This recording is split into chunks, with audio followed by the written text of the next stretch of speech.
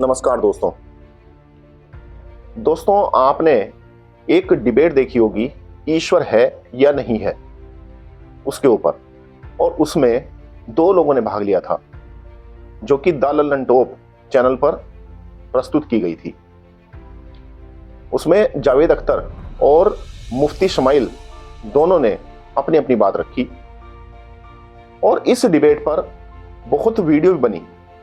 उन लोगों ने भी वीडियो बनाई जो मानते हैं कि ईश्वर है, और उन्होंने भी वीडियो बनाई जो मानते हैं कि ईश्वर नहीं है।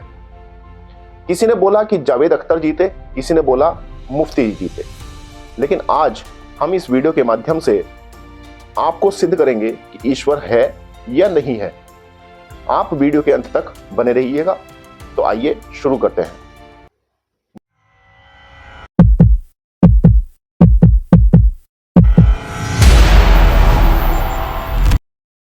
तो दोस्तों, उस डिबेट में सबसे पहले जो बात उठती है वो कॉन्टिंजेंसी पर बात उठती है। तो मुफ्ती जी अपनी बुद्धिमानी को अंग्रेजी में लपेट कर बोलते हैं। वो कॉन्टिंजेंसी कहते हैं कि ये जो कोई भी सत्ता है, वो सत्ता दूसरी सत्ता के ऊपर डिपेंड है। ऐसा जावेद अख्तर जी मानते हैं या नहीं? तो जावेद अख्तर जी कहते हैं कि ऐसे तो अगर मैं मानने लगा तो फिर कोस का कोस, कोस का कोस, कोस का कोस होगा, और ये अनंत काल तक, अनंत कोस तक जाएगा। जबकि मैं आपको बता दूं कि वास्तव में इन दोनों को कुछ नहीं पता। एक व्यक्ति ऐसा है जो कि ईश्वर को नहीं मानता, और एक व्यक्ति ऐसा है जो कि ईश्वर को मानता है। लेकिन जो ईश्वर को मानने वाला है वो ईश्वर को ठीक ठीक नहीं जानता, इसलिए वो इस प्रकार की बातें करता है। तो वो ईश्वर को ठीक ठीक नहीं जानता। अगर वो ठीक ठीक जानता तो वास्तव में वो ठीक ठीक प्रमाण दे पाता। अब बेचारे मुफ्ती जी क्या करें, क्योंकि वो फंस गए। वहां पर कुरान का प्रमाण तो दे ही नहीं सकते। अगर कुरान का प्रमाण देंगे तो भी फंसेंगे। तो यहां पर उन्होंने कहा कि ये जो कायनात है, ये पूरी पूरी कायनात अल्लाह ने बनाई है। ये ठीक है कि अल्लाह ने बनाई है, लेकिन इसे बनाया कैसे है, ये भी तो जानना जरूरी है कि इस कायनात को उसने बनाया कैसे।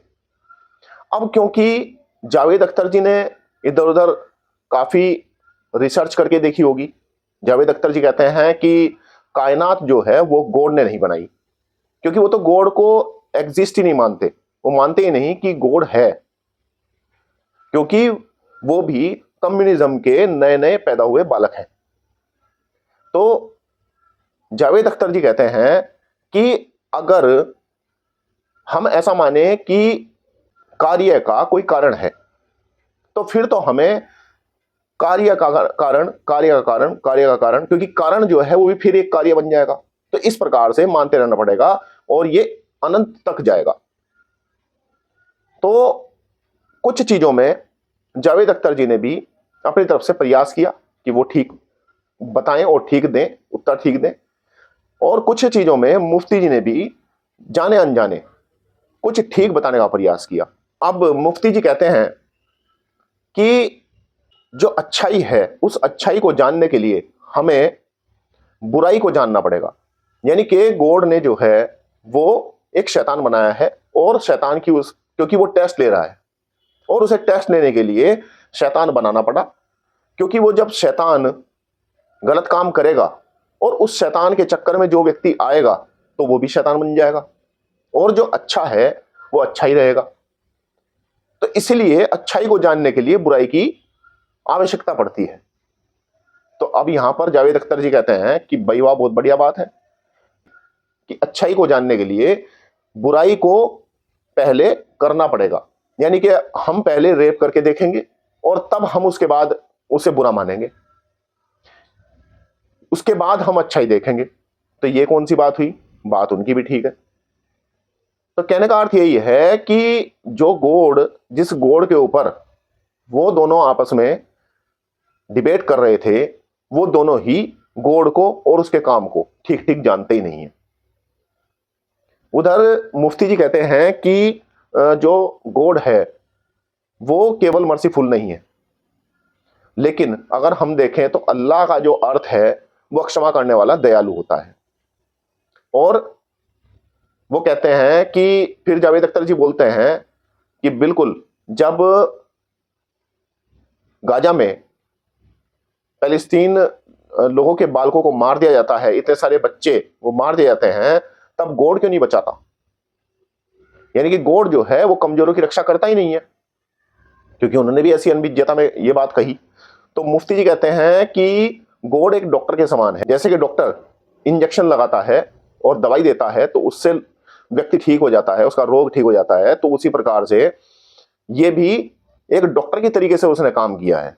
यहां पर भी जो गाजा में बालक मरे हैं, वो तो खैर गाजा का ही कह रहे हैं, लेकिन मरे तो इजराइल के भी हैं। दोनों तरफ से बालक मरे हैं और बेकसूर जो नागरिक हैं वो मारे गए हैं। पैलेस्टीन में बेकसूर हो या ना हो ये मैं नहीं जानता, पर मरे दोनों तरफ से हैं। तो फिर भगवान को क्यों नहीं फर्क पड़ता, उस गॉड को क्यों नहीं फर्क पड़ता कि इतने बालक मर गए, उनकी रक्षा करनी चाहिए थी? तो ऐसा जावेद अख्तर जी कहते हैं। तो यहां पर फिर वो कहते हैं मुफ्ती जी कि वो गॉड टेस्ट ले रहा है। गॉड जो कि सब जगह व्यापक है, जो कि सर्वत्र व्यापक है, सब में है, सारे प्राणियों में है, तो उसे टेस्ट लेने की आवश्यकता क्या है? टेस्ट तो वो लेगा जो कि अल्प ज्ञानी है, जिसे पता ही नहीं है किसी के बारे में, वो टेस्ट लेगा। जबकि परमात्मा तो हमारी आत्मा के अंदर और मन के अंदर, हमारे शरीरों में हर जगह व्यापक है, तो उससे कोई बात हमारी छिपती ही नहीं है, तो फिर वो टेस्ट क्यों लेगा? लेकिन इस बात को, क्योंकि दोनों अधूरे हैं, जावेद अख्तर जी को भी नहीं पता और मुफ्ती जी को भी नहीं पता, क्योंकि अगर पता होता तो वो इस प्रकार की डिबेट करते ही क्यों? तो वास्तव में यहां तक ये बात चलती है, अगर हम देखें कि इन दोनों को अगर पता हो कि परमात्मा, प्रकृति और आत्मा तीनों स्वतंत्र सत्ताएं हैं, ये किसी पर डिपेंड नहीं है और ये अनंत काल से ऐसे के ऐसे ही हैं। परमात्मा सृष्टि की रचना करता है इस प्रकृति के द्वारा, और वो किसके लिए रचना करता है? वो इन आत्माओं के लिए रचना करता है, क्योंकि वो अनंत काल से इस चक्र को चला रहा है। वो सृष्टि की रचना करता है, इसे समाप्त करता है। और जो आत्माएं हैं, जो पिछली सृष्टि में आत्माओं के कर्म हुए हैं, उन कर्मों के जो फल उन्हें नहीं मिले हैं, उन फलों को देने के लिए फिर से परमात्मा सृष्टि की रचना करता है। लेकिन आत्मा कर्म करने के लिए स्वतंत्र है।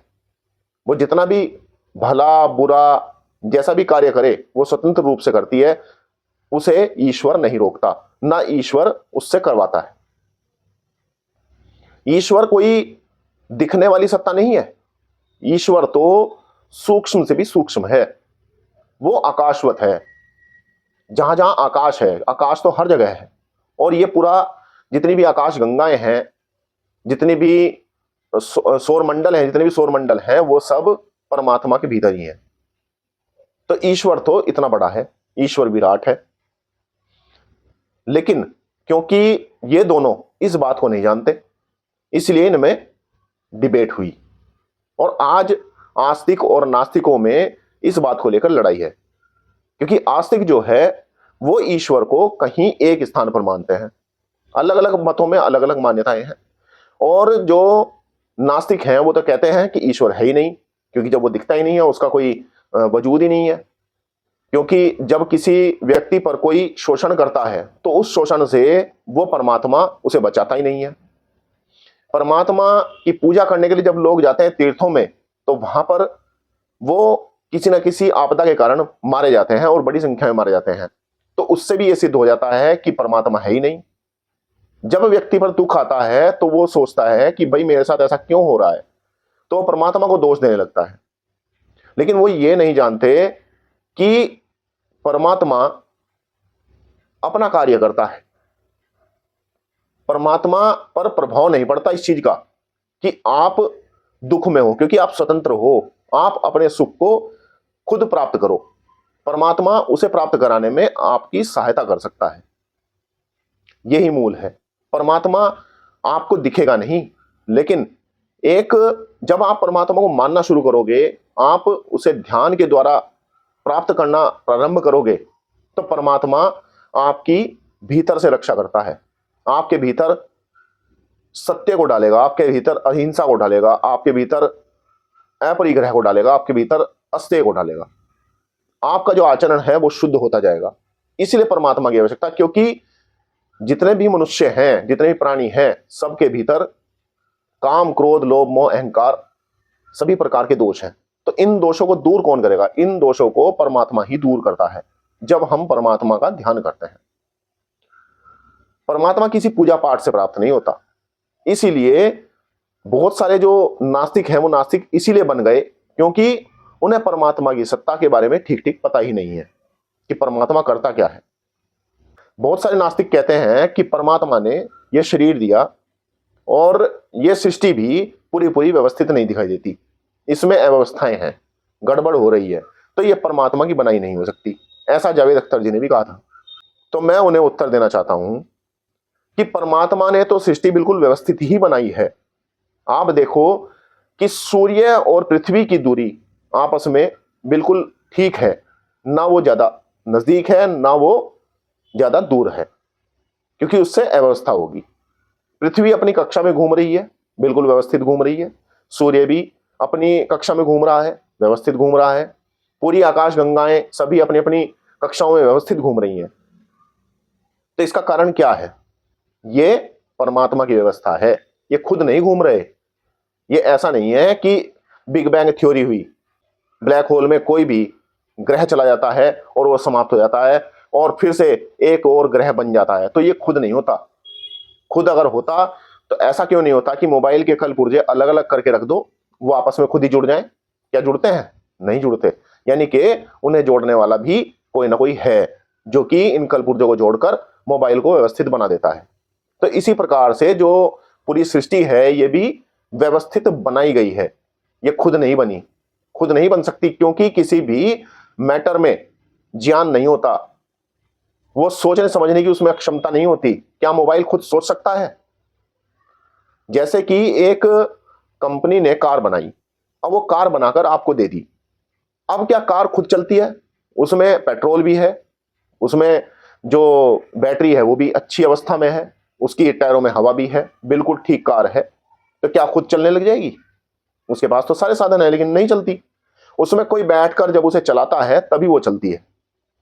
और जब जो बैठकर उसमें चला रहा है, जब वो ठीक ठीक चलाएगा तो उसे सुख प्राप्त होगा, और जब उसे वो गलत चलाएगा तो वो कहीं ना कहीं ठुकेगी और उसे भी चोट लगेगी, यानी कि उसे दुख होगा, अव्यवस्था होगी।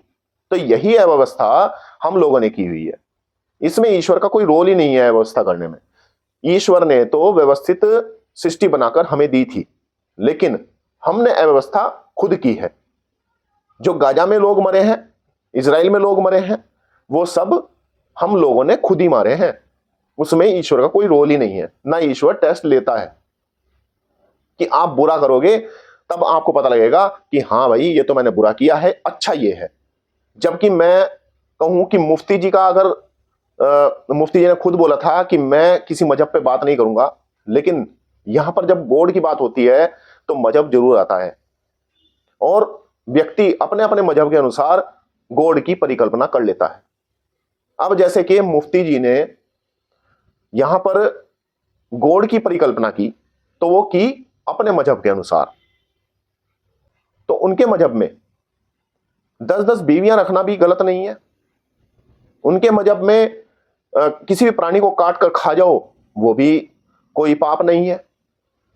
या अपने आप को ईश्वर भक्त दिखाने के लिए आपको ज्यादा से ज्यादा लोगों को मारना होगा तब आप गाजी कहलाओगे, आप जन्नत को जाओगे। तो इसका मतलब क्या है कि गॉड यहां पर इन्हें मारने पर भी पारितोष दे रहा है।